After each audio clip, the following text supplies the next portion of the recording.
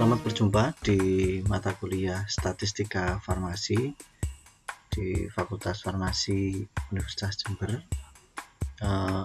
Di video ini saya akan menjelaskan terkait dengan tipe data atau skala pengukuran yang sangat penting untuk dipelajari atau diketahui konsepnya di mata kuliah Statistika Farmasi. Di mata kuliah ini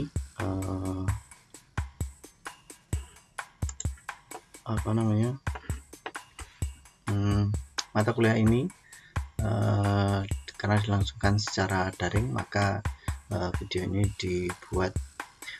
Slide yang ada di sini saya buat dengan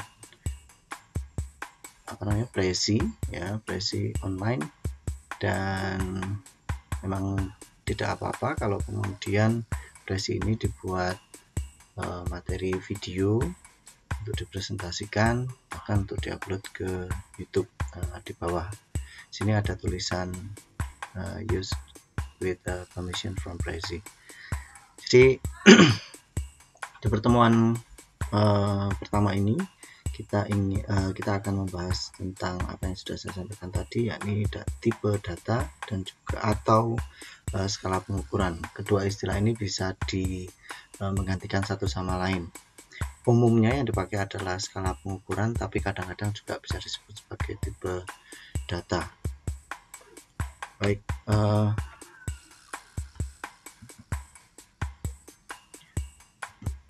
jadi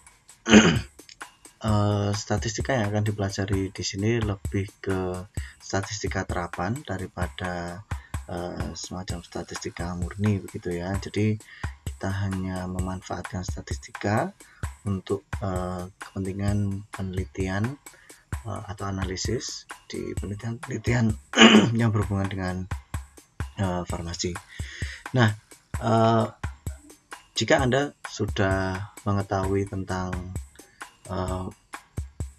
skala pengukuran atau tipe data, Anda akan lebih mudah untuk memahami atau ini adalah pengetahuan dasar yang sangat penting ya, esensial untuk Anda melangkah ke analisis statistik selanjutnya.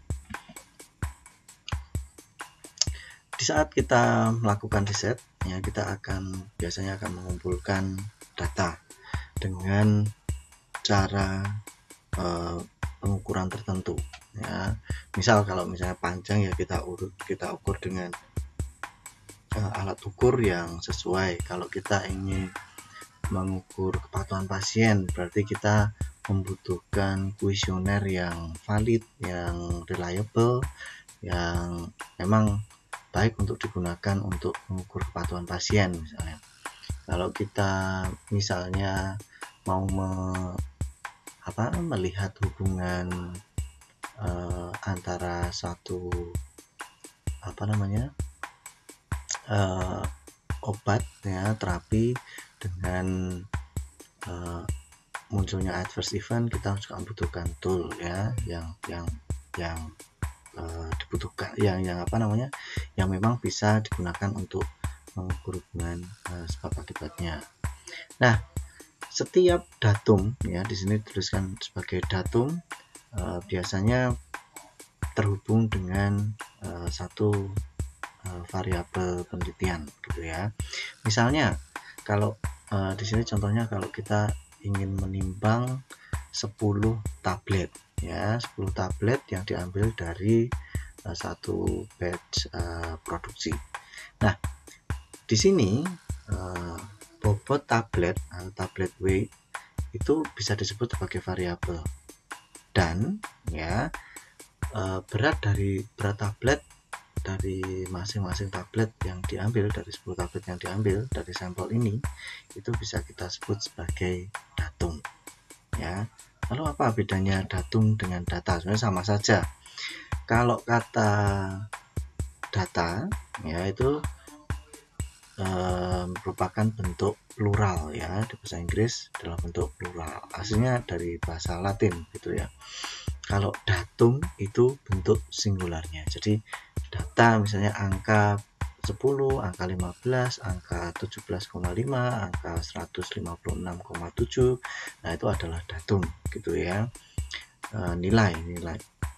Nah, di bahasa Indonesia ya, KBBI mendefinisikan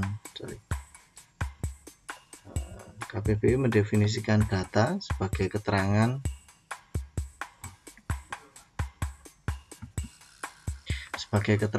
atau bahan nyata yang dapat dijadikan dasar kajian, analisis atau kesimpulan. Jadi ya secara umum seperti itu. Nah, di Indonesia entah datum entah data biasanya diistilahkan data, tapi kalau Anda mengetik misalnya paper dalam bahasa Inggris, data biasanya diperlakukan sebagai plural gitu ya. Oke.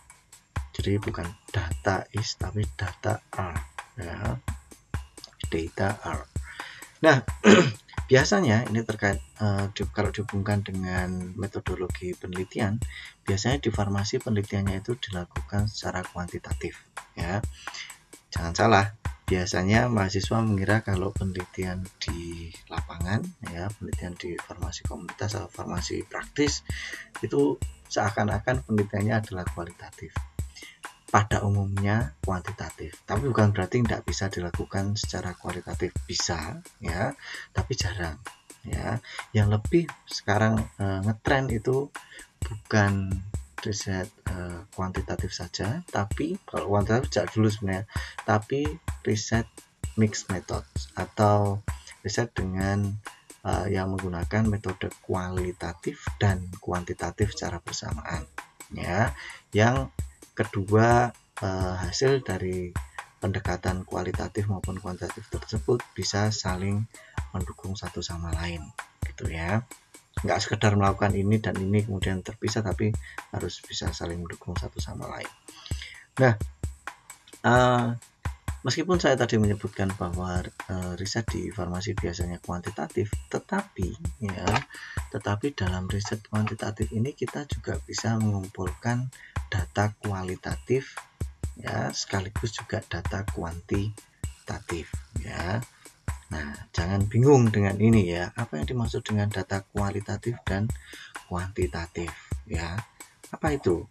Ya, data kuantitatif. Nah sekarang biasanya data kualitatif itu diistilahkan dengan data kategorikal. Sedangkan data kuantitatif itu dengan data numerikal ya. Jadi kuali ya, itu yang kuali adalah data kategorikal ya, kategori ya. Nanti akan kita lihat satu persatu. Kalau yang kuanti itu yang numerik ya, yang numerik berarti ada angka-angkanya, tapi bukan berarti kalau kategorikal nggak ada angka-angkanya ya. Bisa nanti untuk analisis biasanya perlu juga diberi angka. Baik, yang dimaksud dengan kategorikal data ya adalah measures of types and may be represented by a name, symbol, or a number code. Ya, jadi biasanya data kategorikal segala sesuatu data yang kalau kita ambil itu kita perlu mengkategorisasikannya atau membedakan satu sama lain ya. Misal kalau kita bertanya menggunakan kuesioner, kita bertanya tentang umur pasien ya. Kalau umur pasien itu bisa macam-macam, bisa juga numerik, bisa juga kategorikal. Kalau misalnya kita tanya tentang jenis kelamin, nah paling gampang jenis kelamin, ya kita sebenarnya nggak perlu tanya sih, masuk kalau tanya ke responden jenis kelaminnya apa gitu ya.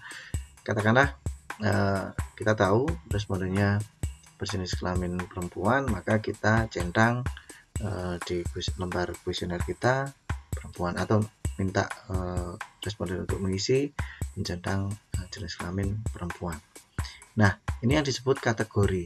Jadi data jenis kelamin itu kategorikal karena kita pengen mengkategorikan ini responden kita itu jenis kelaminnya apa, perempuan atau laki-laki. Contoh lain lagi, kalau respondennya adalah mahasiswa, mungkin kita tanyai mahasiswa universitas mana, mahasiswa jurusan apa, kemudian sudah di semester berapa. Nah, itu kategorikal.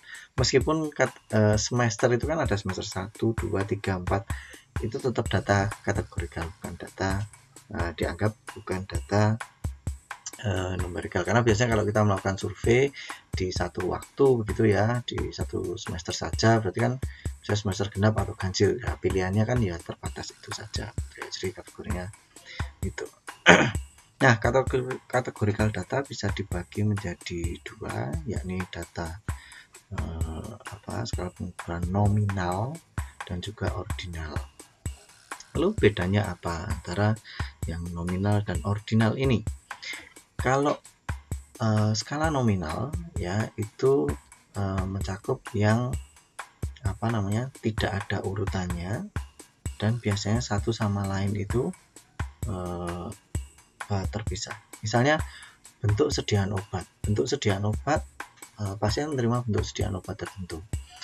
Sediaan obat berupa tablet, kapsul, atau bahkan tablet kapsul atau kaplet ya, ini kan terpisah satu sama lain kategorinya ya, meskipun kaplet biasanya juga dianggap sebagai tablet atau pil yang bulat-bulat, kalau dia memang keras karena bulat dianggap pil, kemudian dia juga dianggap sebagai tablet ya. Kemudian jadi bisa dikategorikan, ini sediaan padat, cair ya, atau semi solid dan sebagainya. Jadi ini semua tidak ada tingkatannya. Kalau yang memang secara penggunaan bisa jadi yang bentuk sediaan tablet itu lebih, biasanya tablet kapsul, tablet relatif lebih murah daripada yang sediaan injeksi, tapi bukan maksudnya seperti itu ya. Ordernya itu maksudnya bukan seperti itu. Jadi bisa sejajar ya, tidak ada tingkatannya, bisa sejajar satu sama lain. Di sini ada contoh misalnya data nominal ini, misalnya ya jenis lingkungan tempat tinggal bisa terbagi menjadi urban atau suburban atau rural. Urban di perkotaan, kalau rural itu di perdesaan ya, kalau suburban itu di antara desa dan kota. Misalnya kota kecamatan itu biasanya kalau tergantung juga sih, kalau kecamatannya termasuk kecamatan kota yang gede gitu ya, itu ya termasuk urban. Tapi kalau ya tidak terlalu urban tapi tidak terlalu rural, itu yang suburban. Kemudian nama kelas obat misalnya berdasarkan efek farmakologisnya, misalnya antibiotik, antifungal ya, antihipertensi, kemudian antihistamin, seperti itu. Bagian-bagian dari tanaman ya, kita menggunakan apakah itu bark atau kulit kayu, daun ya, akar atau bunga, atau secara keseluruhan, yaitu kita kategorikal data nominal ya, secara lebih spesifiknya, atau kategorikal nominal gitu ya. Kemudian bentuk sediaan tadi sudah, kemudian rute penggunaan obat, misalnya oral, IV, rektal atau topikal, kemudian tipe-tipe solvent, pelarut, polar, non polar misalnya. Oke, baik. Kadangkala ya skala nominal ini juga disebut atau ada kategori yang lebih spesifik lagi, yakni skala biner atau dikotomus ya, jika dia hanya memiliki dua macam nilai. Pada umumnya ya, jenis kelamin itu adalah contoh skala biner ini, misalnya laki-laki atau perempuan. Tapi kalau gender beda loh ya, gender itu bisa macam-macam, misalnya memang secara fisik laki-laki tapi sebenarnya dia merasa perempuan dan lain, atau kemudian kalau ya secara fisik perempuan tapi sebenarnya dia laki-laki seperti itu. Nah itu lebih ke istilahnya bukan jenis kelamin tapi lebih ke gender ya. Mungkin saya salah, tolong di beri komentar.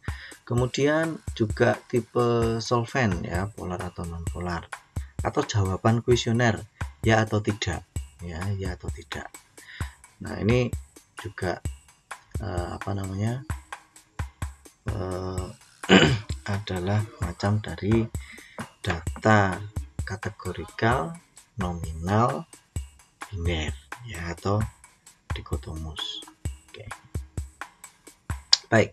Nah, sekarang coba selama beberapa waktu silahkan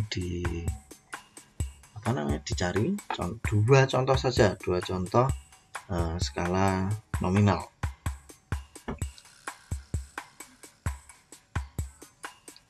Dua contoh skala nominal.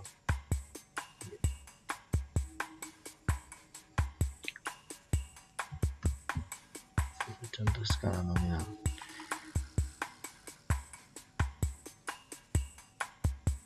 Kalau sudah, silahkan Anda tuliskan komentar di chat ya. Jadi biar saya bisa memberi feedback apakah betul atau tidak. Baik, selanjutnya kalau tadi ada data kategorikal nominal, sekarang ada data kategorikal yang ordinal ya. Kata ordinal di sini sudah langsung bisa memberikan petunjuk sebenarnya bahwa ada kategori tersebut itu bertingkat ya, bayangkan seperti tangga ya, bertingkat ya. Jadi satu kategori itu dianggap lebih rendah daripada kategori yang lain, atau satu kategori itu lebih tinggi daripada posisinya daripada yang lain ya. Nah, misalnya paling gampang biasanya didapatkan dari dari satu ekstrim ke ekstrim yang satu ujung ekstrim dengan ujung ekstrim yang lain. Misalnya skala Likert ya. Skala Likert ini bisa umumnya skala Likert bisa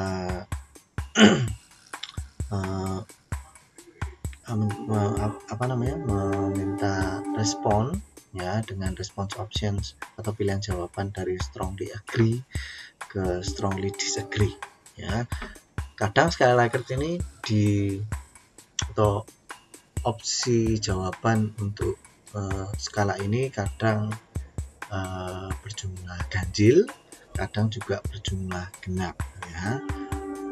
Sebenarnya enak yang genap karena langsung kelihatan, tapi kadang juga kita perlu ganjil agar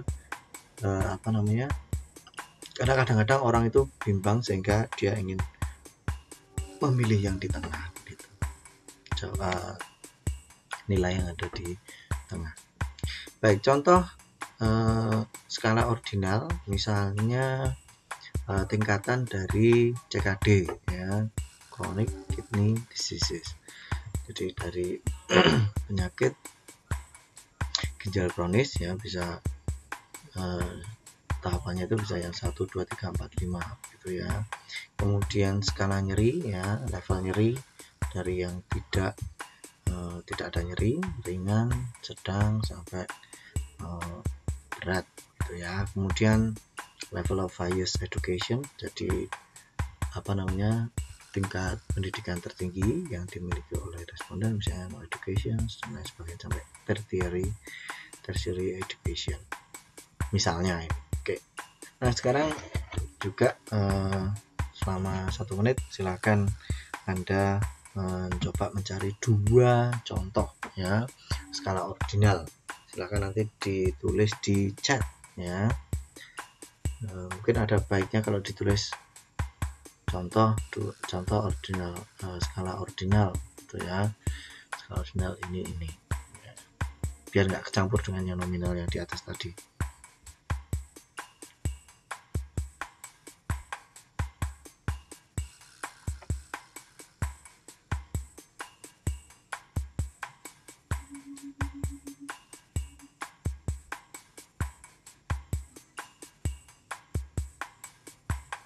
baik, masih sekitar 15 detik. Ordinal bertingkatnya. Kalau kesulitan yang mencari contoh yang dari farmasi, bisa dari yang lain, terserah, di luar farmasi juga. Ya. Baik, selanjutnya silahkan ditulis di chat ya. Nanti kita bahas setelah selesai video ini. Selanjutnya, kalau tadi ada data kategorikal atau data kualitatif, sekarang ada juga data kuantitatif atau data numerik ya, data numerik. Apa itu data numerik? Ya, kalau data numerik itu adalah measures of values or counts and are expressed as numbers. Jadi kata kuncinya di sini ada angkanya. Meskipun tadi seperti yang saya contohkan tadi, misalnya responden itu ada di semester berapa kalau respondennya mahasiswa ya, meskipun ada angkanya, ini sebenarnya lebih cocok kalau numerik kategorikal daripada numerik, lebih cocok kualitatif daripada kuantitatif, tapi yang ordinal gitu ya, ordinal. Baik. Tapi kalau jadi kalau ada angkanya, setiap data numerik itu pasti ada angkanya. Kalau ada angkanya belum tentu dia numerik ya. Ya tinggal dilihat sebenarnya apakah angkanya itu pilihannya itu banyak atau sedikit gitu ya. Nah, data numerik ini lebih lanjut dibagi menjadi dua macam skala, yakni skala diskrit dan juga skala kontinu ya, continuous. Apa itu? Ya, data diskrit itu biasanya kalau variabel, yaitu nilai yang bisa dimiliki oleh variabel tersebut adalah whole numeric values atau bilangannya utuh gitu ya, utuh ya, biasanya berdasarkan hitungan 1, 2, 3, 4, 5 dan seterusnya ya, utuh, nggak pakai koma-koma ya. Itu biasanya kita sebut sebagai data diskrit ya, data diskrit. Contohnya misalnya jumlah hari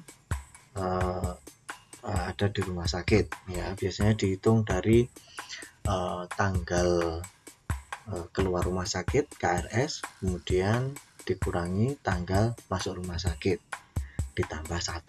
Pada umumnya seperti itu, karena untuk membuat agar menyamakan, karena biasanya orang masuk rumah sakit itu nggak mesti pagi atau siang atau malam atau dini hari dan lain sebagainya ya. Nah, itu untuk menyamakan itu. Kemudian jumlah serangan asma dalam 1 bulan ya, yang dialami oleh penderita asma. Kemudian jumlah senyawa aktif yang aktif secara farmakologis dari satu spesies tanaman ya. Spesiesnya harusnya pakai C, salah di sini. Baik, itu contohnya diskrit. Jadi dia bisa dihitung gitu ya, tapi mungkin tidak terlalu banyak ya. Misalnya kalau senyawa aktif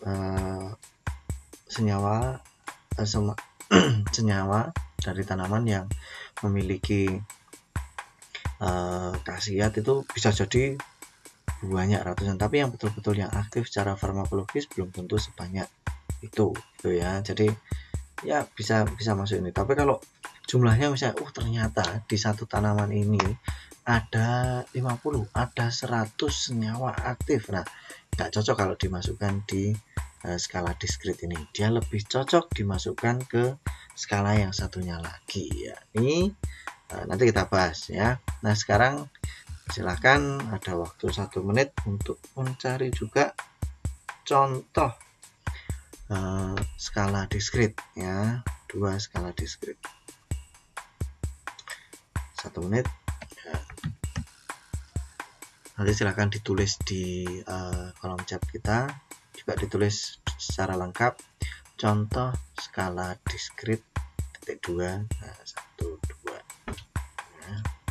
Biar nanti saya bisa membedakan mana sih yang tadi yang dimasukkan highlight yang skala discrete. Kalau contohnya tidak harus contohnya yang di farmasi, kalau bisa yang di farmasi yang terkait dengan bidang farmasi. Kalau tidak ada ya discrete.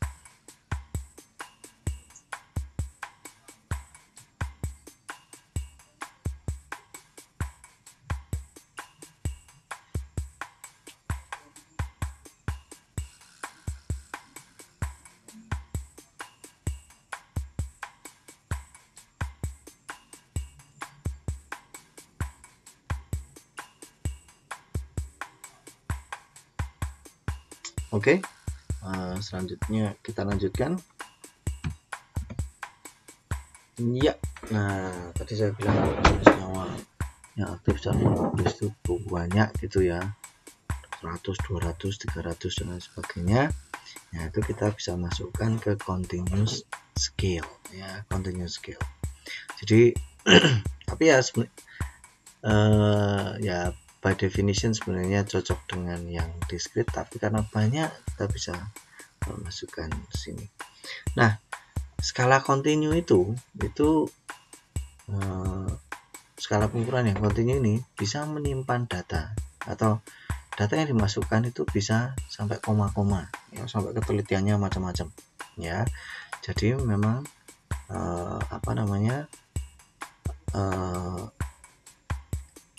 bisa misalnya 1,1, bisa juga 100,15, 100,20 dan lain sebagainya, 150, 100.000 dan lain sebagainya ya. Nah biasanya tipe data ini adalah yang diinginkan untuk diambil ya, yang disasar untuk diambil, yang disarankan untuk diambil kalau memungkinkan. Kalau tadi misalnya kita ingin ketahui jurusan apa ya nggak bisa, responden kita mahasiswa terus kita tanyai jurusannya apa gitu, kita nggak bisa menjadikannya continuous scale. Tapi kalau suatu data itu memungkinkan untuk diambil continuous scale-nya, lakukan itu ya. Misalnya usia itu tadi saya di awal ngasih contoh tapi agak keliru gitu ya. Usia itu bisa tergantung, misalnya kalau kita pakai kuesioner gitu ya, usia itu bisa masuk ke data kategorikal kalau pilihan jawabannya misalnya berapakah usia Anda saat berulang tahun terakhir, misalnya seperti itu.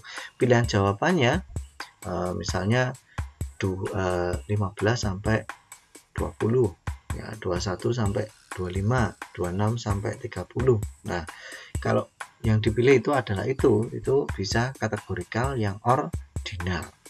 Nah tapi kalau misalnya kita ingin mengukur ingin mengetahui usia responden tapi dengan cara menanyakan berapakah tanggal lahir Anda gitu, berarti kan nanti kalau kita hitung ya selisihnya antara tanggal lahir dengan rentang waktu penelitian yang dilaksanakan, berarti atau saat dia menjawab kuesioner ya, nah ini bisa kita dapat macam-macam kan usianya, misalnya dalam bulan, dalam tahun ya, bisa koma-koma, tapi biasanya memang dibulatkan gitu ya. Tapi kalau bisa saya memberi contoh ini adalah kalau bisa satu data itu diambil, satu variabel itu bisa diambil atau bisa diukur ya, untuk diambil datanya yang skala continuous, itu lakukanlah ya, pilihlah itu ya. Nah ciri-cirinya ya, interval ya antara nilai satu dengan yang nilai di satu titik dengan yang lain itu harus konstan, harus sama. Bayangkan satu penggaris gitu ya, satu penggaris, jarak antara angka 1 ya, 1 cm dengan 2 cm itu sama dengan ya jarak antara 9 cm dengan 10 cm, yakni 1 cm, sama-sama 1 cm. Nah ini yang dimaksud yang biasanya menjadi persyaratan skala continuous. Tekanan darah 120 mm Hg ya. Kemudian selisihnya itu dengan yang 130 mm Hg itu sama-sama adalah 10 mm Hg. Ini juga sama ketika dibandingkan dengan misalnya selisih antara 170 mm Hg dengan 180 mm Hg. Di sama. Di alat ukurnya pun idealnya bisa memberikan alat ukurnya pun yang valid. Jadi bisa memang betul-betul yang didapatkan itu betul-betul itu gitu ya, angkanya betul-betul itu. Nah, contoh skala kontinu, misalnya konsentrasi obat ya di satu formulasi, kemudian phenolic content ya dari satu spesies tanaman atau dari bagian tanaman ya, kemudian bobot dari dari hewan uji, kemudian konsentrasi glukosa darah, kemudian tekanan darah ya, itu adalah yang continuous ya, biasanya ada koma-komanya gitu ya. Nah ya, tapi kadang-kadang nggak perlu kalau kita tergantung dari bidangnya ya, seberapa banyak digit yang perlu kita masukkan gitu ya. Sedangkan ada yang mempersyaratkan harus 3 digit di belakang koma, 4 digit di belakang koma, tapi kalau di penelitian farmasi praktis ya, biasanya kita hanya membutuhkan 1 digit di belakang koma saja, nggak perlu banyak-banyak. Misalnya kalau berapa sih persentase anak yang menderita asma ya di Jember ini ya, atau prevalensinya berapa, itu nggak perlu 2 digit di belakang koma, biasanya 1 digit di belakang koma sudah cukup. Nah sekarang ya, kembali lagi silahkan mencari 2 contoh ya data continuous ya, 1 menit, boleh yang dari bidang farmasi, boleh juga yang tidak, silahkan ditulis di kolom chat ya, ditulis contoh skala kontinu adalah bahasa Indonesia kontinu ya, kontinu. Baik, sambil menunggu 1 menit ya, nanti kita bahas di akhir video ini. Ini pengalaman pertama saya bikin video pembelajaran, jadi waktunya saya kira bisa singkat gitu, ternyata juga menghabiskan waktu yang relatif banyak gitu ya, padahal ini 1/4 dari materi pertemuan pertama.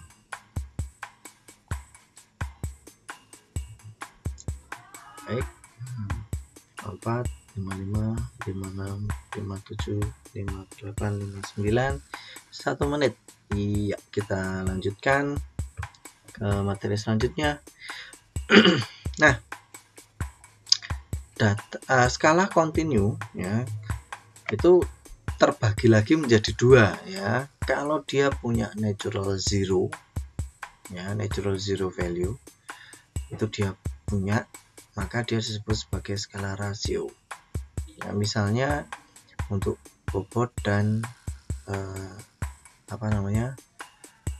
pulse rate ya, detak ya. Sebenarnya meskipun bobot atom meskipun bobotnya enggak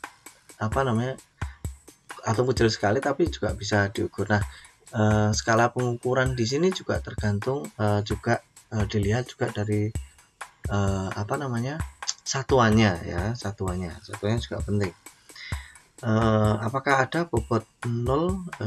Saya kurang begitu tahu, tapi memang ini adalah contoh, skala rasio ini adalah contoh yang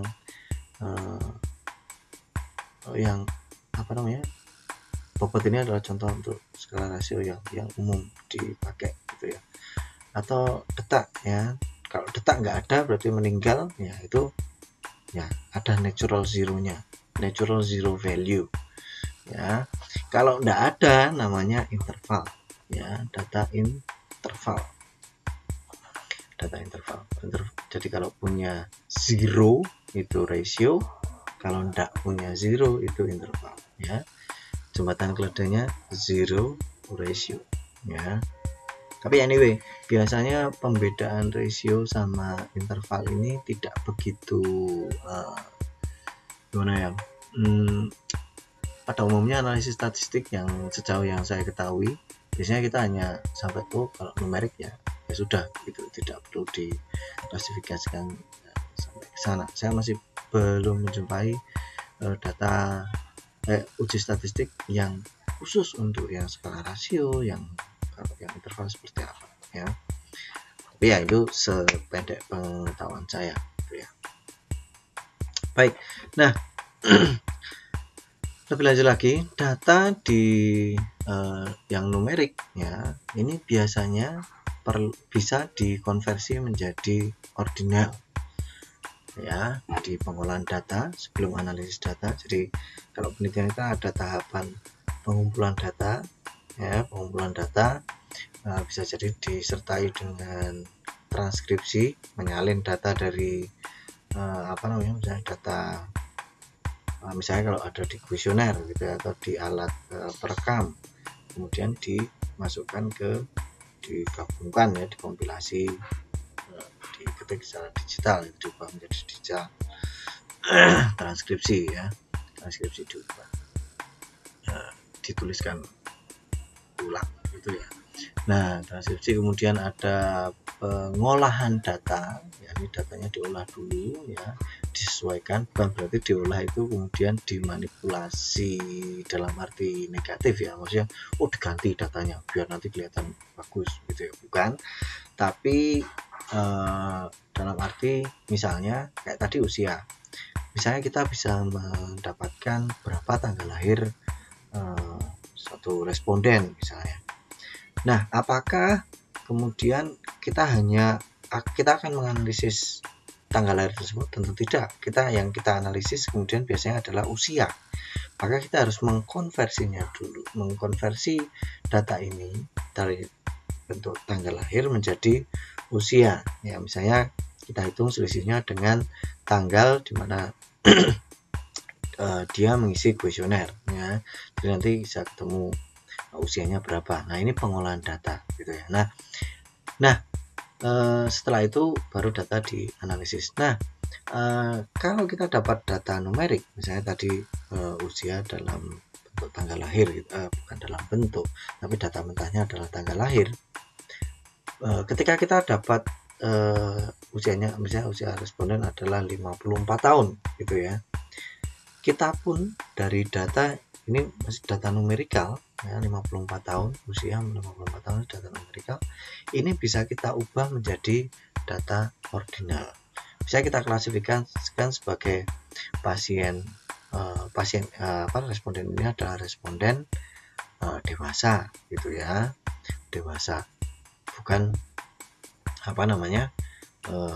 atau dewasa tua gitu ya, older adults, belum lansia tapi sudah dewasa yang mendekati lansia misalnya seperti itu. Nah, ini ordinal ya, bisa diubah menjadi skala ordinal. Kenapa kok perlu mengubah seperti itu? Nah, ini bukan manipulasi agar ini curang gitu, enggak ya, agar bisa jadi agar lebih mudah untuk diinterpretasikan nanti hasil analisisnya gitu ya. Jadi ini sangat umum terjadi. Baik, nah klasifikasi data ini tadi yang saya sampaikan ada yang nominal, ordinal, interval, ratio. Itu yang pertama kali mengungkapkan ini adalah hasil pemikiran dari seorang psikologis ya, dari psikologi, Stanley Smith Stevens, 46, lama sekali. Dan ini umum digunakan meskipun ya sebenarnya kritik terhadap klasifikasi ini, kategorisasi ini ada macam-macam. Jadi bisa jadi kalau Anda mau belajar statistik lebih lanjut gitu ya, Anda bisa menemukan kategori-kategori skala pengukuran yang punya sebutan-sebutan lain ya, di luar kategori ini, nominal, ordinal, interval, rasio ya. Jadi ini hanya yang saya sampaikan di sini yang paling umum saja, yang paling umum digunakan biasanya di textbook statistika secara umum seperti itu ya. Tapi bisa jadi Anda menemukan yang lain juga ya, Nah, to sum up ya, untuk merangkum ini semua ya. Jadi data yang diambil dari satu penelitian ya dapat dibagi menjadi data nominal, ordinal, discrete, continuous. Meskipun mungkin kategorisasi yang lain juga ada ya.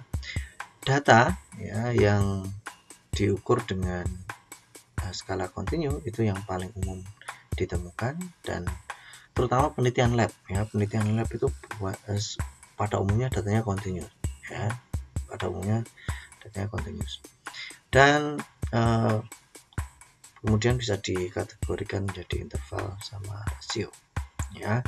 Baik, sekian dari presentasi untuk materi pertemuan pertama, bagian pertama ini. Ini adalah referensinya. Sekarang kita melangkah ke diskusi terkait dengan contoh-contoh skala-skala yang sudah Anda tuliskan di chat ya. Sampai jumpa lagi di video yang lain. Bye.